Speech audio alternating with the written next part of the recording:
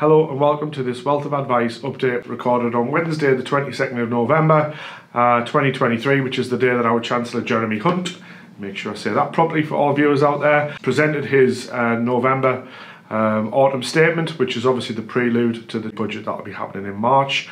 Quite a few positive things to report on in general over the last couple of weeks.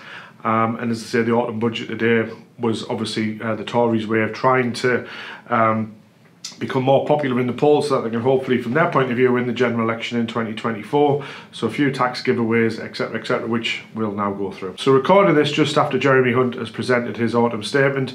A lot of what he said this afternoon was actually leaked in newspapers last night, so there was no real surprises this afternoon. The main takeaways that a lot of people who are probably still in full employment, if you like, will be looking at is the fact that he's reduced national insurance from 12% to 10%. Obviously, it was very controversial when Rishi Sunak, then Chancellor last year, increased national insurance and he got criticised for doing that. Well, they brought that down from 12% to 10%, so that'll save a lot of people in the country a lot of money. That's actually going to kick in from the 6th of January. Normally, when we hear these autumn statements, a lot of what they're going to bring in won't happen until the new tax year, so it was interesting that comes in from the 6th of January. Class 2 national insurance for those self-employed people who may be watching, that's going to be abolished. That'll save the average self-employed person 192 quid a year. That's definitely positive. Why was Jeremy Hunt able to give away these tax breaks? Inflation's coming down. As you can see, the OBR believes inflation will drop to 2.8%. Last week, part of the reason why markets in the UK were doing so well last week was because our inflation figure had come down to under 5%. Rishi Sunak rejoicing, saying, "I told you I'm the Prime Minister who was going to halve inflation from 10% in the next 12 months. Well, he got there eventually. However, if you lift the bonnet up of what actually inflation looks like underneath, you still see things like food inflation is up 10% over the last 12 months. So the battle is not yet won. However, like any political situation, the current incumbent party will jump on this and use it as good news for everyone. And I'm not knocking it, it's good news, it's what we've been waiting for. And as a result of that, Jeremy Hunt felt it was able to give some tax breaks today. He's also mentioned he's going to add an additional £500 million for the UK to invest in artificial intelligence. You're hearing that all over the place. Artificial intelligence is not us investing in robots to take over the world like Terminator 3. It's actually investing in the microchips, etc., that go into computers to make things, process things a lot faster, to hopefully make businesses more efficient and get better output, and then you get more growth in the future. So is £500 million enough to make that work? We shall see. Other big changes, or a big announcement, was what he was mentioning with regards to ISAs. Just putting on the screen for you to see all the small print of that, if you like, the bullet points of how they're going to allow multiple ISA subscriptions, allow partial transfers between providers, etc., etc. There's about 8 or 9 things on that list you can see there. Problem with some of the stuff like this, when you hear it, is will the ISA providers actually implement it in the short term? How long will it take to implement? At the moment, we've got clients who are trying to transfer ISAs around, cash ISAs, get best rates and such like. It can be a little bit of a nightmare if the provider isn't really switched on and doing things in a quick fashion. But the main part of what they were changing with the ISAs was to try to get more investment into UK companies and UK projects. Me personally, I would want to know more about what these projects are going to be, how you can invest in longer term innovative projects that's going to help the UK grow. But ultimately, Jeremy Hunt and all his colleagues know that investment in the UK is really, really low at the moment. If you look at the portfolios we have, the Royal London ones, Prudential, whoever the main investment providers may be out there, the amount that's invested in the UK is lower than it's ever been. People just don't have the confidence in the UK. Whether that's going to be boosted by allowing more money that goes into ISA, or even the proposed changes that they're talking about with pensions and such like, I just don't see it. It sounds like a good soundbite for the particular presentation he's given today, but what we actually need to see is a clear roadmap of how we're going to grow this country and how we're going to grow the economy going forward. And as yet, I don't really see that. And when we're looking at this from a political point of view, most people watching this, most clients we speak to, all believe that the Conservatives will lose heavily in the general election next year. That's what the bookmakers are saying the odds look like.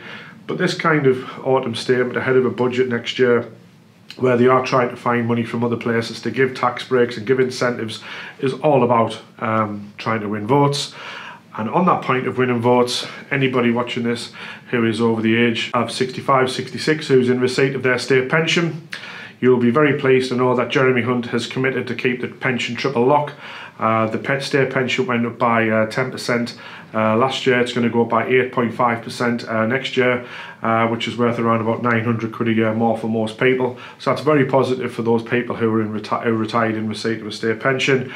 And as I say, he definitely thinks that that's a vote winner. He wants to make some pension reforms where he's going to try to come up with a system where if you work for multiple employers over a number of years and you have a load of small pots, how you can bring them together and have one pension pot for life. So in the lead up to this, when you read little bits and pieces being leaked about what he's trying to come up with, you're wondering where he's going to go with it. I read that this morning. I've read it several times in the last 20 years. It's never yet been achieved. With the technology that exists in the world, it should be achieved. If you join an employer and they're paying a pension contribution on your half into a government-backed scheme like Nest, the National Employees Saving Trust, and you join another employer in a year's time, 2 years' time, then yes, you should only have one contract. But I read what Sir Steve Webb, former pension minister who reformed the state pension between 2010 and 2016 when he was the MP for pensions, had to say this morning. He was very scathing of it. I've met Sir Steve Webb several times. He knows pensions inside out, and I thought what he had to say was quite interesting. The government also hope that big pension schemes will be incentivised to invest in UK projects again, just like the thing you mentioned with the ISAs. But again, why would you want to be investing in something that you don't really have confidence is going to grow? Right now, personally, would I be putting all my money into something like that? No, I'd want to read the small print. And as I say, like anything from a political party, and I'm not saying any difference between whether it's Conservative, Liberal, Labour, whoever it may be, it sounds good sometimes when they stand in Parliament read it out, but when you read the small print, you might say, well, is that really going to work? We've been waiting for a pension dashboard, for instance, for the last 20 years, which I think that was the Labour Party who mentioned that was going to bring in, where you could go online, see your state pension, see all your private pensions, see any public sector pensions that you may have accrued over the years in one place. From a technology point of view, that should be relatively straightforward. It's never happened. So again, I might be a little bit skeptical with this. I want to see how it actually unfolds and whether it works well. But again, for the vast majority of our clients, probably 3/4, 90% of our clients maybe, a lot of this won't really be relevant with regards to what they're going to do with pensions, because you've already worked all your working life, reached retirement, and are now enjoying the benefits of being retired. Other things that came out of the statement today: national minimum wage for those people aged 21, 22 is going to go from £11.44 an hour. Sorry, it's going to go up to £11.44 from £10.42 an hour. That is a good pay rise for those people who are obviously struggling to pay bills and such like, who have those kind of jobs at the lower end, if you like. So that's really good. They did announce that benefits are going to increase by 6.7%, which is the inflation rate for September. So interestingly, they're giving the state pension people a higher rate than those people on benefits. The 6.7% quota for the benefits is what the inflation rate was in September, and they are going to try and reduce the amount of people who are claiming benefits for those people who are refusing to seek work. You hear that kind of thing all the time, but ultimately Jeremy Hunt found himself in the nice favourable position after Kwasi Kwarteng and Liz Truss's absolutely disastrous budget last year. If you remember, he was the Chancellor drafted in to try and save the day after they had that crazy budget. Well, here he is a year later. Interest rates have gone up, inflation's gone up, tax receipts have gone high because of all of this. Yes, government cost of government borrowing's gone up, but the tax receipts that they've got coming in more, so he had more money to play with, and that's what we've seen today, is him trying to allocate that money to try and win more votes next year.